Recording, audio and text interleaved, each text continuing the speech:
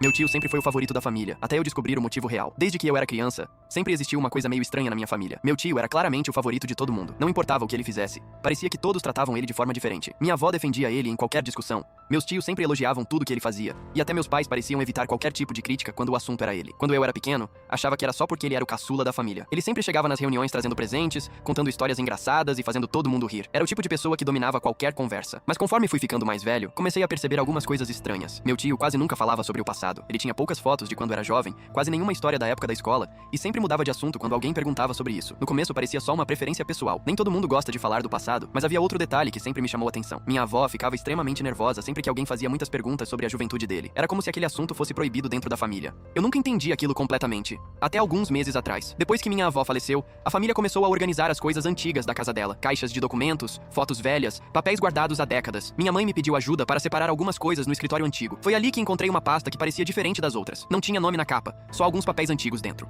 No meio deles havia certidões, documentos e alguns registros hospitalares muito antigos. Comecei a olhar aquilo sem muita atenção, até perceber algo estranho. O nome do meu tio aparecia em vários daqueles papéis, mas em alguns documentos havia outro sobrenome junto. Um sobrenome que não era da nossa família. Quanto mais eu lia, mais confuso ficava. Até encontrar um documento específico que explicava tudo. Era um registro de adoção. Naquele momento, tudo começou a fazer sentido. Meu tio não era filho biológico da minha avó. Ele tinha sido adotado quando era bebê. Pelo que os documentos mostravam, ele tinha sido deixado em um hospital logo após nascer. Minha avó e meu avô decidiram adotar ele pouco tempo depois. Quando perguntei para minha mãe sobre aquilo, ela ficou em silêncio por alguns segundos antes de confirmar que era verdade. Segundo ela, quase ninguém na família sabia disso. Minha avó sempre teve medo de que meu tio se sentisse diferente se descobrisse a verdade muito cedo. Então decidiu manter aquilo em segredo por anos. Mas o detalhe que realmente me surpreendeu veio depois. Minha mãe disse que minha avó sempre teve um medo enorme de que um dia alguém da família tratasse ele de forma diferente por causa disso. Então, durante toda a vida, ela fez exatamente o contrário. Protegeu ele mais do que qualquer outro filho. Defendeu ele em todas as discussões. E garantiu que ninguém jamais fizesse ele se sentir menos importante. Ou seja, meu tio sempre foi o favorito da família. Mas não porque ele era especial, e sim porque minha avó passou a vida inteira tentando garantir que ninguém jamais o fizesse sentir que não pertencia ali.